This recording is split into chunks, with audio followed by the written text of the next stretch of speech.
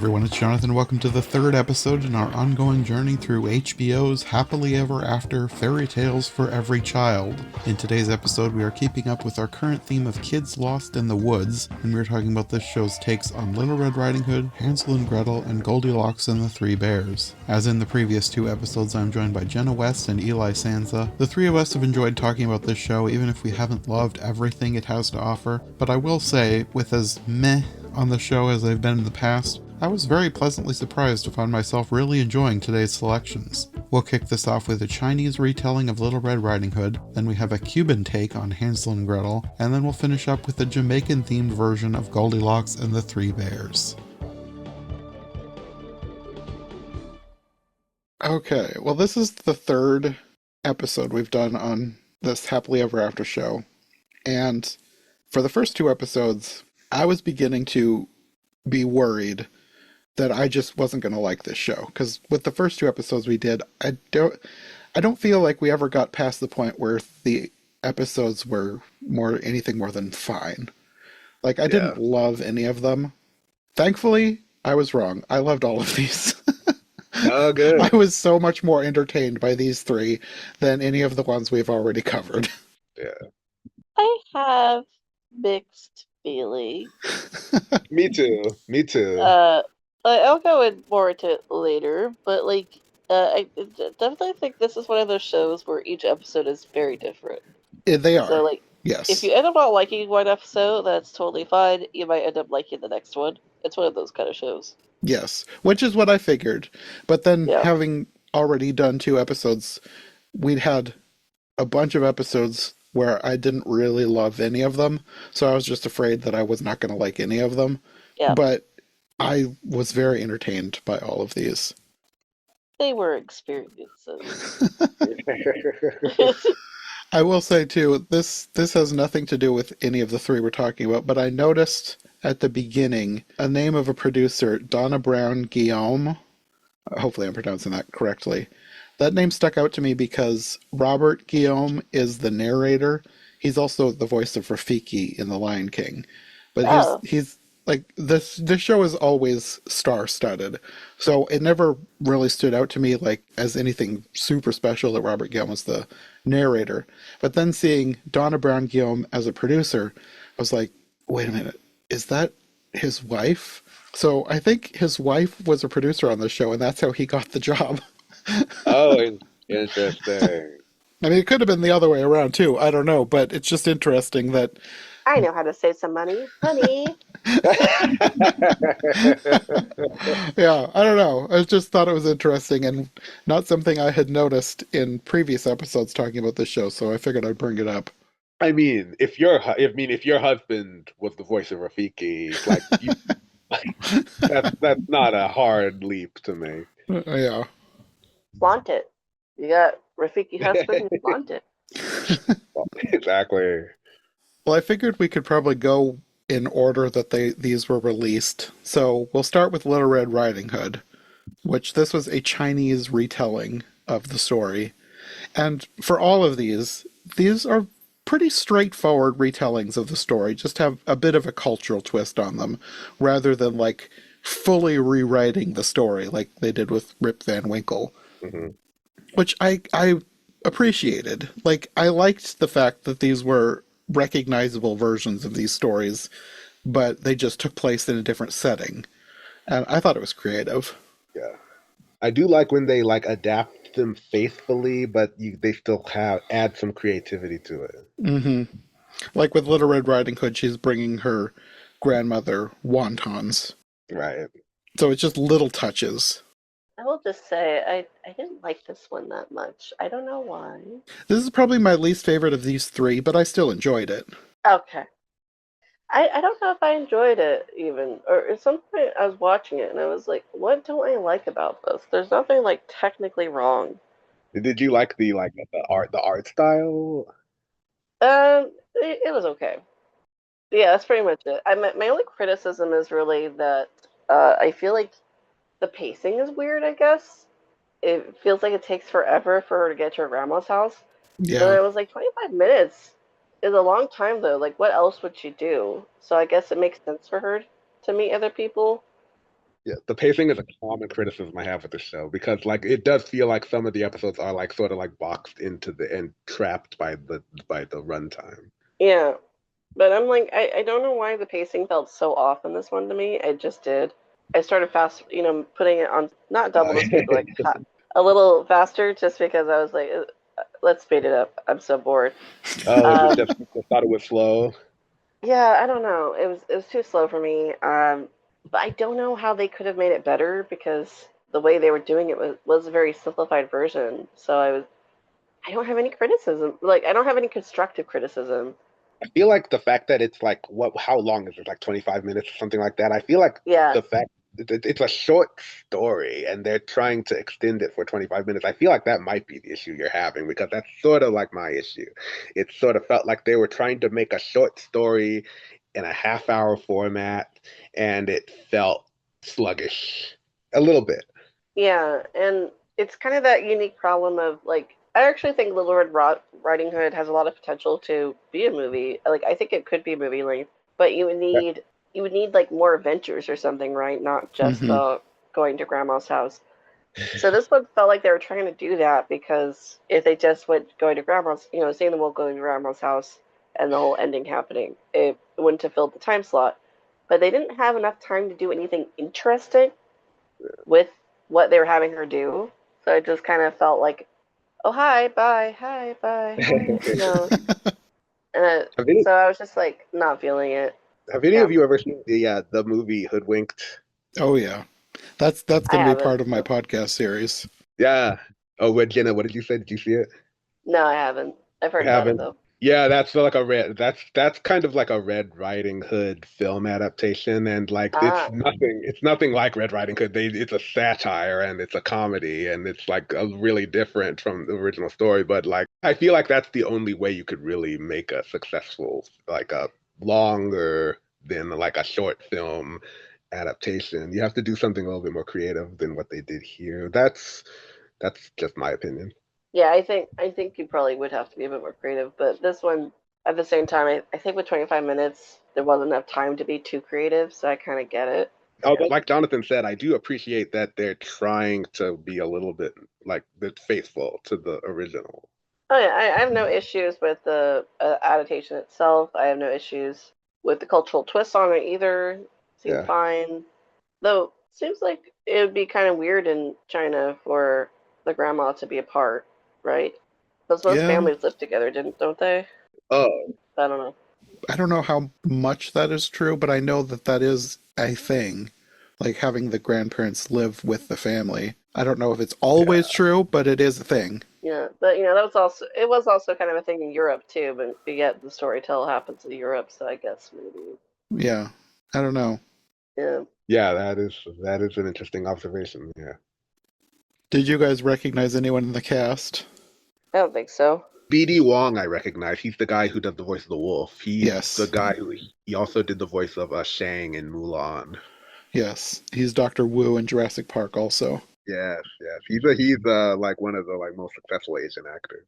Nice. The main one that stood out to me, it was a very small role, but her father was voiced by James Hong. Oh yeah, right. I love James Hong. Yeah. Yes, He did the voice of the goose in Kung Fu Panda, right? yes, Poe's goose father. Yeah.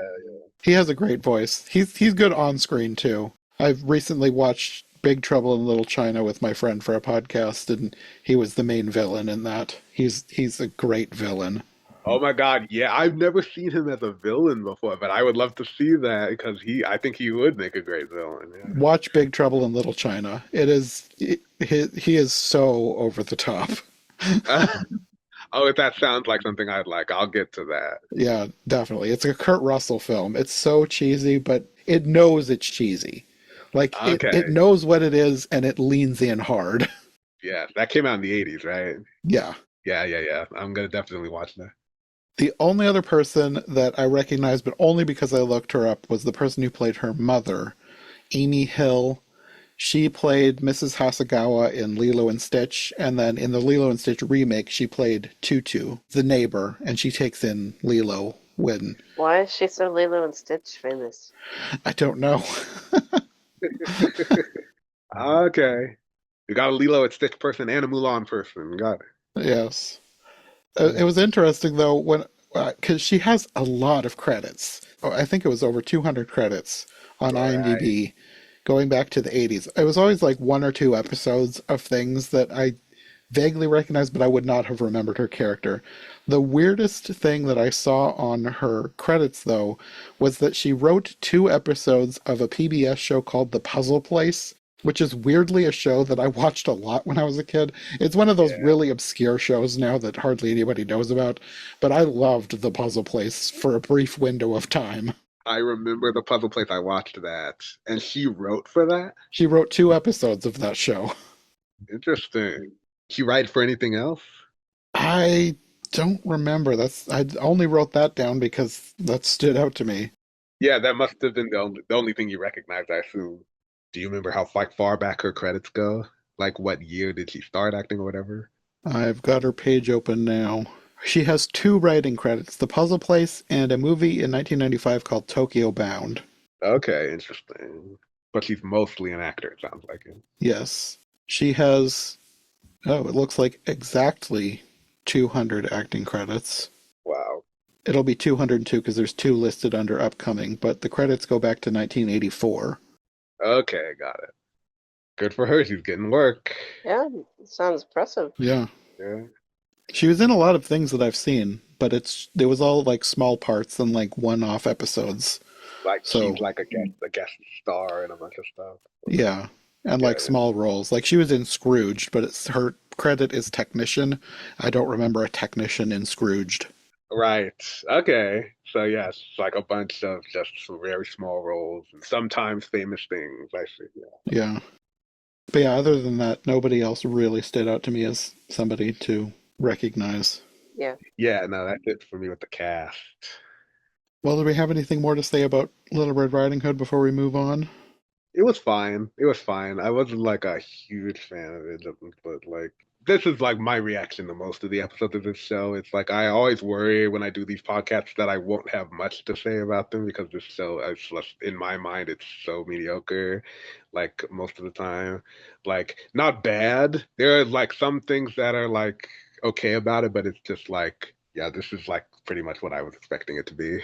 That's just what I usually say when I watch episodes of the show.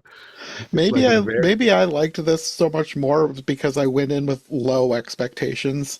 Because like we've already talked about a bunch of episodes, and I just kind of figured I was going in thinking, yeah, I'm probably just not going to like this as much. And then when I got into it, I was like, yeah, I like this. This is so much better than I thought it was going to be. So maybe low expectations helped this episode.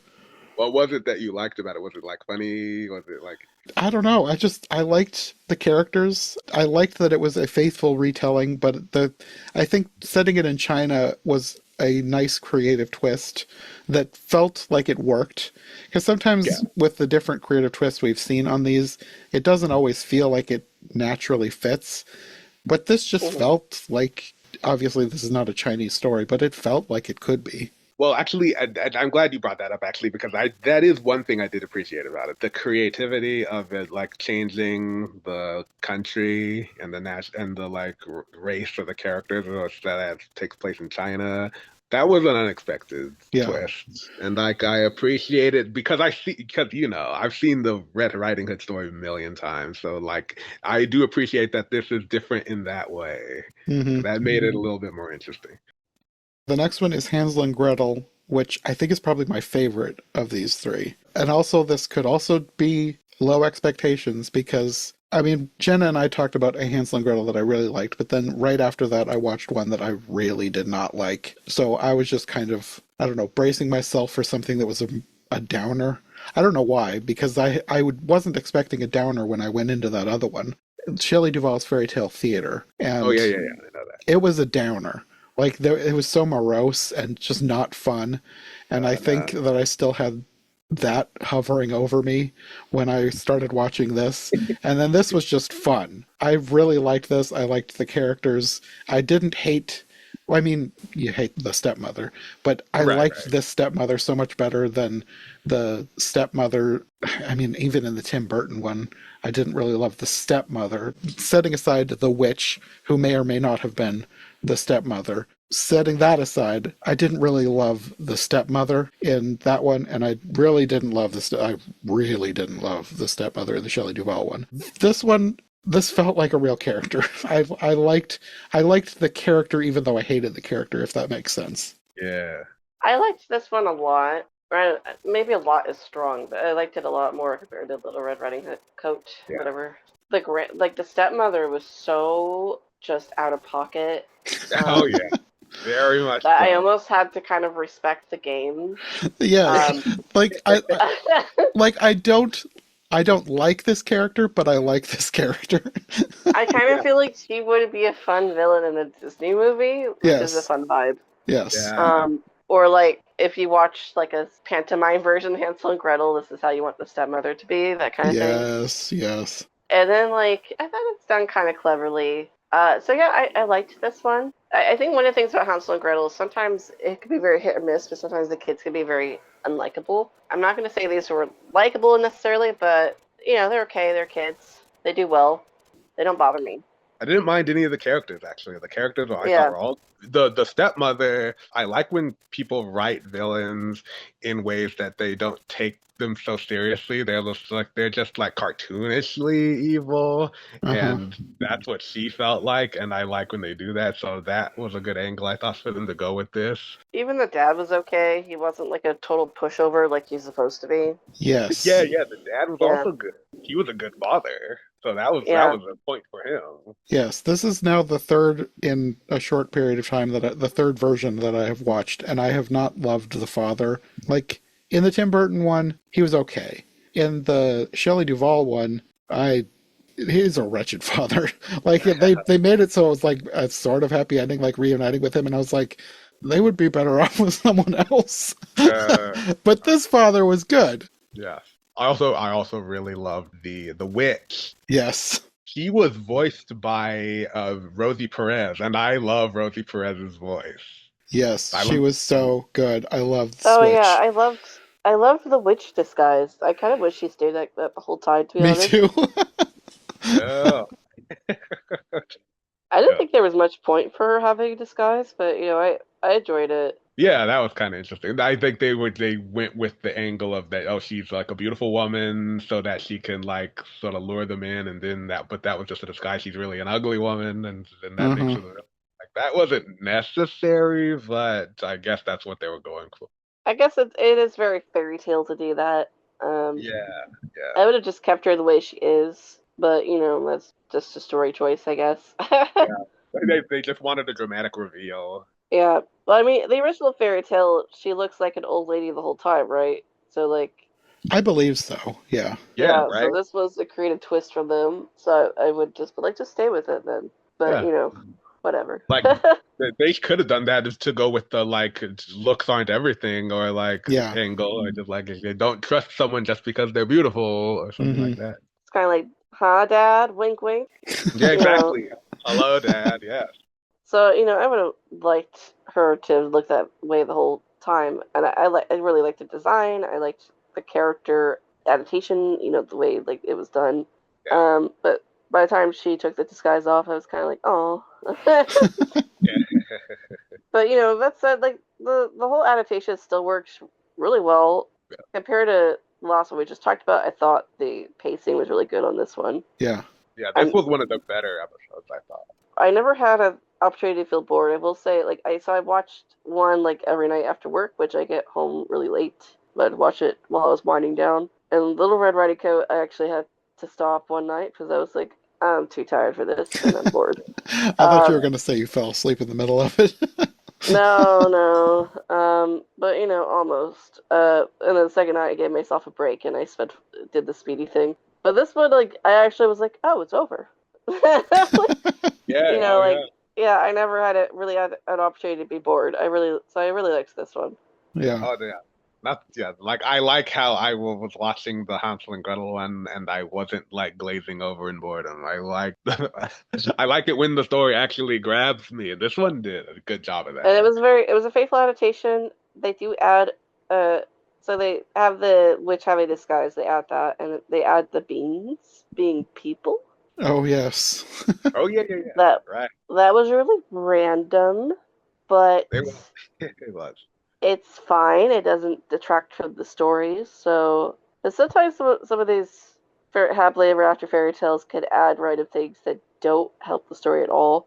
But I don't think this was the case with that. It was just kind of like, okay, you need to fill time. You do you. I'm always gonna give stuff points for creativity. Yeah. And it didn't like it wasn't a complete like detour roadblock. It went along with the whole like, oh, she seems fun and nice. Oh, they're trying to tell the kids something. Yeah, Oh, they're trying to she warn stopped them them. for talking. Hmm. Yeah, yeah, I think if anything, you could argue it added to the story. So, yeah. but it's kind of the first crack to the kids, right? Like that's really weird of her to do that. Yeah. They did a decent job, like pacing everything and setting everything up and stuff like Yeah. that. Yeah. So yeah, I liked this one. I might even dare to say it's my favorite of these three. It is my favorite of these three. Yeah. Yeah. I think it might be mine Not to too. say that the other one is not good either. I just think it's my favorite one. Yeah, same. I will say, though, the Cuban setting didn't really do much to the story, because I don't think there was anything super culturally specific. I did wonder that myself. I didn't really like see anything where I was like, this really adds to the story. But maybe it was just kind of like this story tells leftover. Cuba, I guess. I mean, maybe. Yeah. With the other two, it was very distinct. Like, this is very obviously set in these countries. With this one, I don't think I would have picked out Cuba, except that I had read it in advance. It was really the story of Hansel and Gretel. Yeah. You know, I didn't. Yeah, I felt the same way about that. Yeah. I don't really mind though. It's okay. Yeah, it was Um, fine. Yeah, yeah, especially since it was so good. It was like they did such a good job with it. It was like fine. Yeah. yeah. But like, If in Cuba didn't detract from the story at all either, so it worked out. Yeah. Exactly. Well, other than Rosie Perez, was there anybody else that stood out to you? Uh, I don't really check out the cast list to be honest. Peach I Marie. usually write them down because I think it's an interesting part of this show because for whatever reason this show is just star-studded. Yeah, it And is. this episode had Cheech Marin as the father. Yeah. Which was kind of a waste for his talent, I thought. Like he was kind of a boring character, and I He was liked Peach almost a cameo. He was a good version of this character, but it was almost a cameo more than a character. But then Liz Torres was the stepmother. And I'm not super familiar with her, but I recognize the name. I just don't know much about her. I don't know who that is, But so don't ask me who her filmography is. when I looked her up, the only thing that stood out to me was that she played the cat in the 1976 version of Pinocchio with Sandy Duncan as Pinocchio, which I have not seen yet. It's on my list to eventually watch for the podcast, but I just thought that Okay. was a random, funny kind of coincidence. Yep. Okay. But both Liz Torres and Rosie Perez are in several episodes of this show, so they'll be coming up again in the future, probably. Oh, okay. Okay, that's good because, like I said, I love Rosie Perez. I don't know much about her, but I know that she was Renee Montoya in the Birds of Prey movie. That's the main thing that I knew her from. Yeah, I see her in like multiple things. She was like in like most famous thing she ever did is probably Spike Lee's Do the Right Thing. So, Mm, but she shows up in random places all the time, and she's funny and she's got a great voice. yes. Her voice, like, she was perfect for this character. She was a big part of why I liked this episode so much. She was very fun as the witch. Yeah, it sounded like she was having fun too, and that was good. Oh Yes. yeah, she was really good. Well, I think we can move on to Goldilocks and the Three Bears. This is a Jamaican retelling of this story, which I thought was kind of clever because in this case, it kind of changes the meaning of the title because she has dreadlocks. Oh Yeah, yeah, It wasn't yeah. explicitly pointed out, but I thought it was kind of clever to give it a Jamaican setting and have her name be part of the reason they gave it this setting. that's a good point. Yeah, I didn't notice that, but that is kind of clever. Yeah. Yeah. It wasn't my favorite one, but this one's pretty good. Yeah. But it was also nuts. Um, Yes. Yeah. Yeah. this one also gave me the, stop and like, what am I watching? Yeah, this one is kind of wacky. Yes, I will say though, of the three versions of Goldilocks that I have watched recently, this is probably the one that nails the original point of the fairy tale the best. Like respecting other people's property, don't break into people's houses. Like that is one of the original points of the fairy tale of Goldilocks and the Three Bears. Yeah, I agree with you, and I thought it did a very good kind of moral too of people aren't expected to like you just Hmm. because you feel that you're entitled to them liking you. Can do things and they won't like you for it, and they're justified. Like you have Yeah. to be likable. Hmm. Yeah, yeah, yeah. That because like the whole point of her character was that she could just do whatever she wanted and get away with it. Yeah, and Yeah. then still thinks that they're her friends after Yeah. she gets them in trouble. I will say, even though, like, overall, my favorite one that we're talking about today is Hansel and Gretel, the place where I had the biggest laugh out of any of these was in this episode, towards the beginning, where Goldilocks is, like, worming her way out of a situation she's gotten herself in and kind of pinning the blame on somebody else. In this case, a little kid named Jeffrey. So the teacher turns on Jeffrey and says, "Hush, Jeffrey." And then the slow jaw drop of Jeffrey. Just perfect comedic timing when I, Jeffrey gets blamed for Goldilocks' mischief. I I agree. I agree. That was funny. That was probably the most I laughed, and it was funny. It was funny because of how much I felt sorry for him. That was part of the comedy because it was so unfair. I knew a kid like this actually. Really. Yeah, um, Jenna backstory time. I had a kid in my class. I won't say his name, but when we were on a field trip, he did something like he walked through a sacred Native American circle at a site, and we're all like, "Oh, you're that's really unlucky of you." And he's like, "It's just a circle." It's like okay. And he had bad luck the rest of the year. He got blamed for everything. If he was, it's just in the wrong place at the wrong time constantly. I always felt a little bad for him, but not bad enough to like, you know, not that I could have done anything about most of it because, the adults were convinced he did it. But like I knew that he had it. he did he regret walking in that circle? I'm sure he did. I don't know what happened to him after that. But yeah. So when Jeffrey's jaw dropped, I was like, oh, it's him.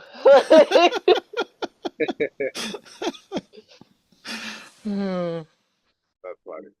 Yeah, that was my favorite part. I just burst out laughing. Like, for the most part, even when I found something funny, it was just more like a chuckle. But that was, I just burst out laughing. It was so perfectly timed. The slow jaw drop, I just loved it. I like this. I like there was like a jail bar sound effect when he was put in the corner, and it was like a nice touch. That was very funny. Yeah. Yeah. But I feel like of all of these, this is the one where the culture comes into play the most, Yeah. Mm. especially because of the bears. Yeah, the Bears have okay, so like I'm just most of these I'm familiar with have if I have a song, it's just like one song. This one had like two. Wait, no, three? I think it might have been three.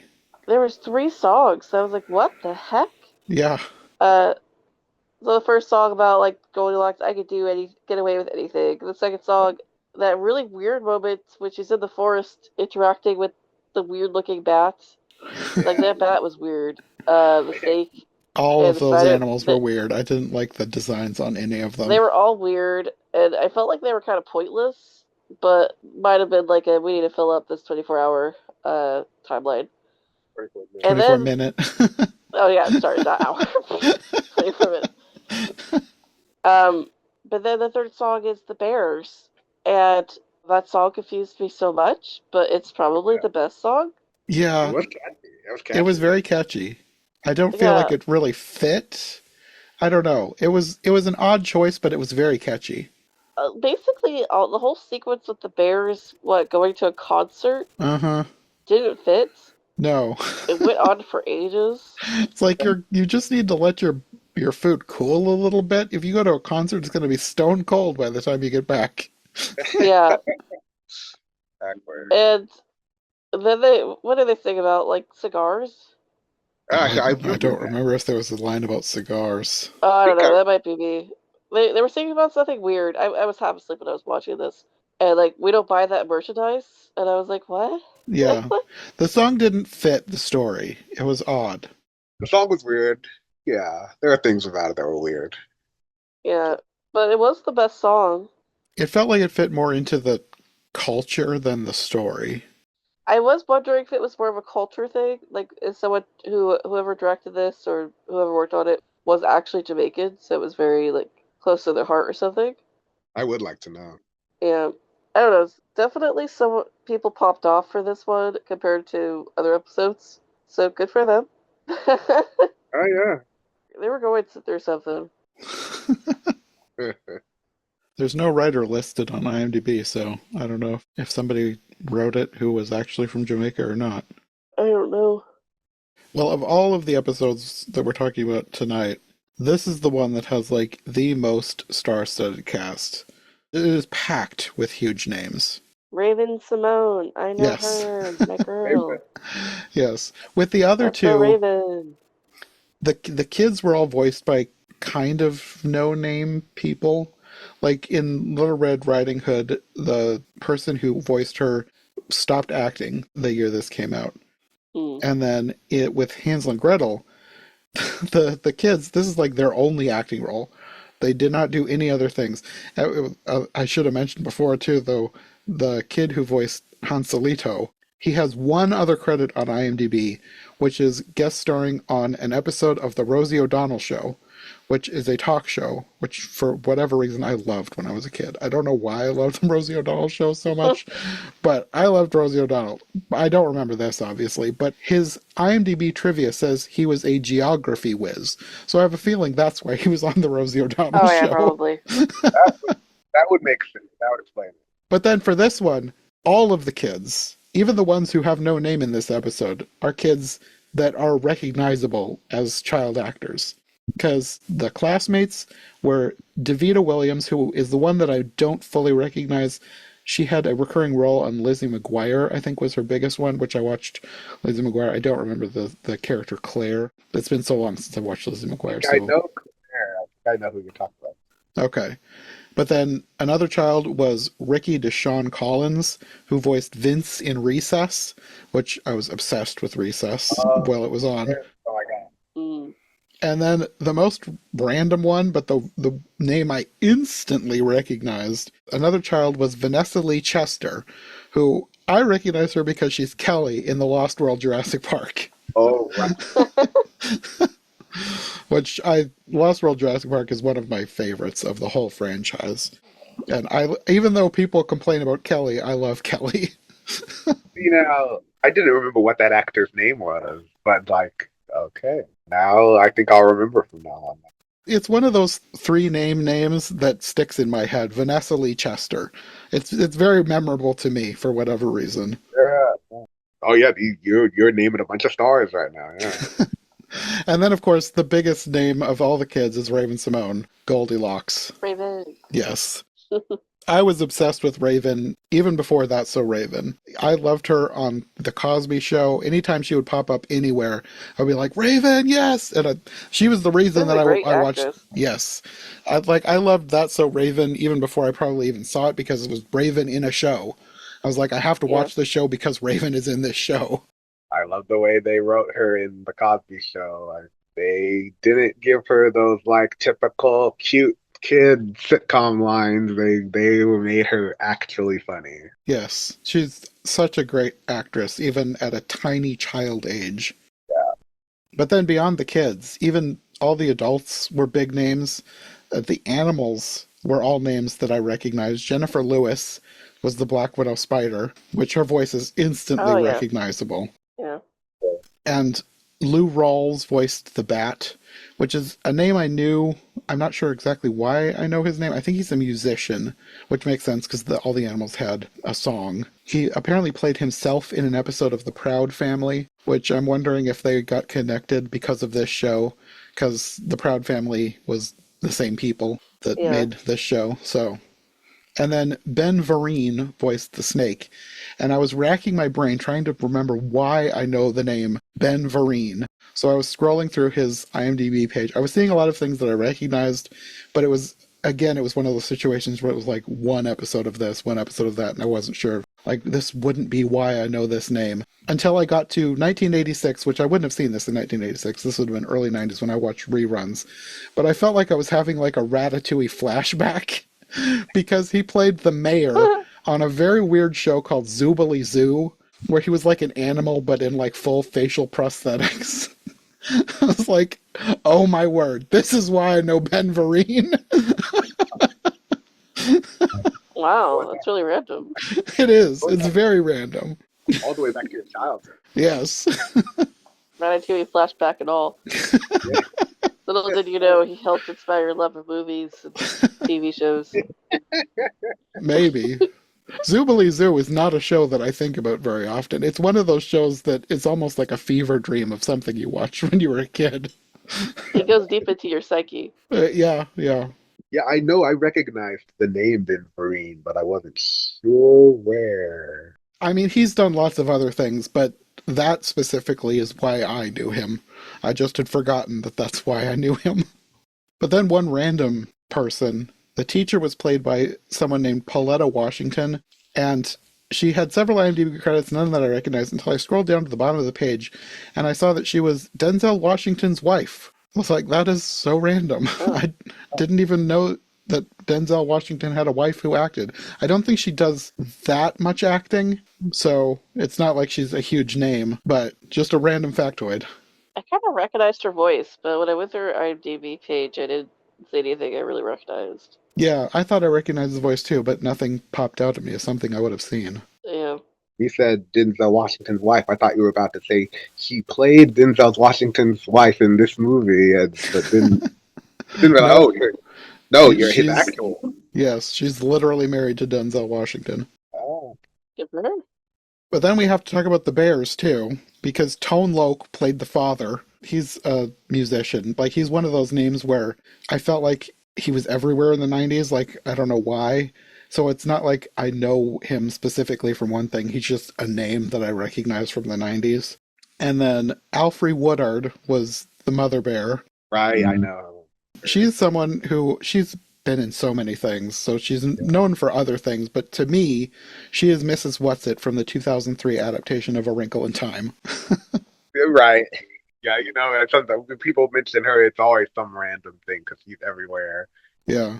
I mean, she also was Pleo in Disney's Dinosaur, so I think that was probably when I first heard of that name, Alfred, was because of Dinosaur. yeah.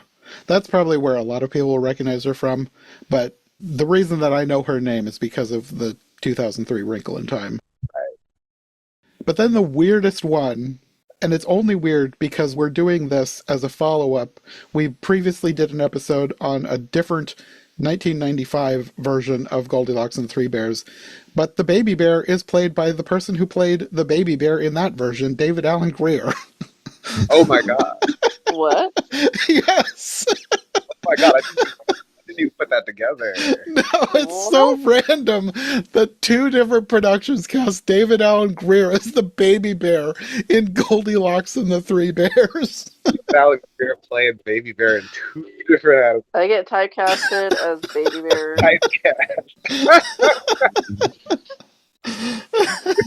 That's insane because that was such an out of left field casting decision in the first place. Yeah. But they did it twice. Yeah. It's so random. In the 90s. Yeah. In the 90s. I don't know if it was on purpose, like maybe somebody saw that and decided to cast him again. I feel like that's probably not the case because that was like a really unknown version of the story. I feel like it's a coincidence, but I have to wonder, like, did he tell somebody when he was brought in for this part, like, hey, I've already played this role? He's like, oh, I'm auditioning for Papa Bear because I've already been Baby Bear. They're like, oh, really? Can we hear how you would do a baby bear? He's like,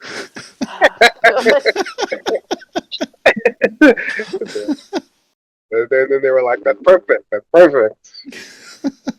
Yeah, if it was a coincidence, that would be hilarious. Yeah, But he has like different characterization of the baby bear in this, so it's yeah. yeah. It wasn't exactly the same character, but it's still funny that he was the baby bear in two different productions. Yeah, I can't think of a situation where that's happened with a lot of actors. That's like a rare thing with like one actor playing the same character in two different versions of the thing that have nothing to do with each other. Uh-huh. I say that with Alice sometimes, but my thing is like in very short proximity too. Uh-huh. Very strange. I feel like I've come across that one other time on this podcast, but I can't remember what it was. I mean, it's a very rare thing, but I feel like Yeah. it's happened at least Even one other Alice's, they time. usually play a different character. Yeah, I don't know. That's kind of like Robin Williams playing the genie in like a Looney Tunes cartoon or something. Like that's what kind that of. And it's a completely different characterization. Yeah. completely different look and completely different Like a nerd genie instead. Well, according to the bylaw 7. yeah. Came out in 1993. 1993, like some obscure cartoon, and the genie is purple, and he It was the version you find at Dollar General, the one that they used to trick grandmothers into buying this instead of Disney's. the legal like imitation, so that they don't Yes. get satisfied. I wonder if that's ever happened where someone played their own rip-off character. That that That'd be hilarious. that's the most rare of them all. I can't think of it. That would be hilarious. I will. There is a situation once where Frank Welker played. He does the voice of Fred in the Scooby Doo. There was a situation where like Scooby Doo was being parodied in Family Guy, and Frank Welker voiced Fred in the Family Guy parody of Scooby Doo. So that's something like that once happened. That one feels more specific and on purpose. That was that wasn't a coincidence. But when you were talking about if somebody ever played a spoof of Yeah. an actor character, yeah. I don't know that I have anything more very specific to say about this version.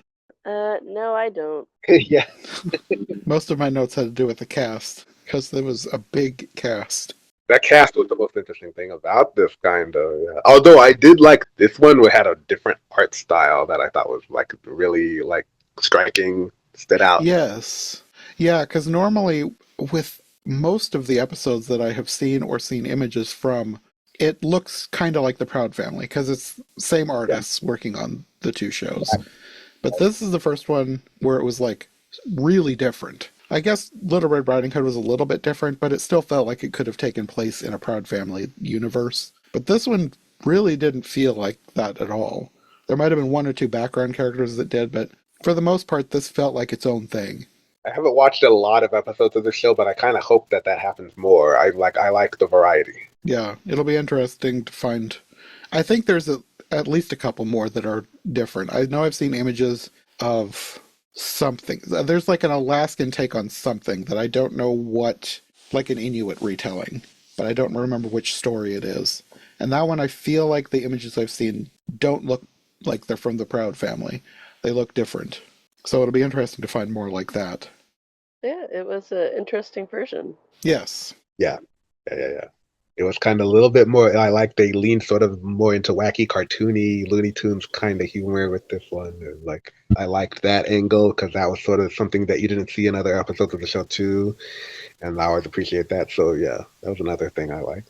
Yeah, definitely. Well, I think that's all we have to say about these 3 episodes of Happily Ever After Fairy Tales for Every Child.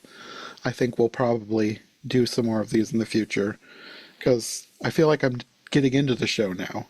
I was a little worried after the last episode. I was like, am I gonna like any of this show? But now I'm pretty convinced that it just varies based on episodes. So hopefully we find some more gems in the future. Fully. Honestly, the more episodes I watch, the more I think the Rip Van Winkle one was actually kind of good. Oh my god! Wow. I feel like that was still at the bottom of my list. It was so weird. I will give it props for being a It's very creative interesting. twist. At Yes. this point, I will give interesting points. Yes, that is true. Yes. Because some of these have been boring. The highest rating I could give this show is like out of a rating of 1 out of 10, I'm still like a 5 on this. It's like right down the middle. Overall, I would agree with you. It's a 5 because I feel like each episode has been different for me. Yeah. Um, which is part of why I kind of like shows like this. Like, I find it kind of interesting because same thing with Manga Sekai, the anime show that I have on my YouTube channel, where it's like each episode is different and has like a different grasp on the storytelling, different voices. In this case, different culture. So yeah, I agree with you. Like overall, probably a 5. And though each episode, I would say has a different ranking for me. Uh, Mm-hmm. so like this Hansel Gretel one, very good. Goldilocks is a little bit below the, but also pretty positive feelings because it was different and it obviously cared. If that makes sense. Yeah. Like Yeah, I could tell someone cared about this production. Mm-hmm. yeah. Little Red Riding Coat, for me, but if I was to be a bit more fair, that's probably more towards the middle. Like, but for me, it's like, yeah. I Mm-hmm. prefer Rip Van Winkle. So, yeah, I would say even with the episodes that I haven't particularly cared for, it's still obvious that someone cares because yeah, even though it's not to my taste, you can tell that they put a lot of thought into it. Even if I don't love how it turned out or how they may have used the different elements from different cultures, if it doesn't particularly work for me, maybe it'll work for somebody else. But I can tell that they actually care when they're making this show, even if I don't love it. I will say most of these episodes do give the feelings that someone cares, Yes, yeah, Most definitely. of them you can tell someone's trying. I will give it that. Yeah, definitely. especially like nowadays. And this has always been a problem with media too. But I feel like nowadays, especially, I love media that I feel like someone's talking to me through. Like, a good piece of film is one that grabs my metaphorical hand and tells me what they want. Like, here's my message. Here's what I'm trying to say. I'm a person on the other end of this medium. Yeah. Like, you know, I like that feeling, and I feel like that's harder for me to capture with a lot of modern media, especially like turning out of Hollywood. Which feels especially corporate right now.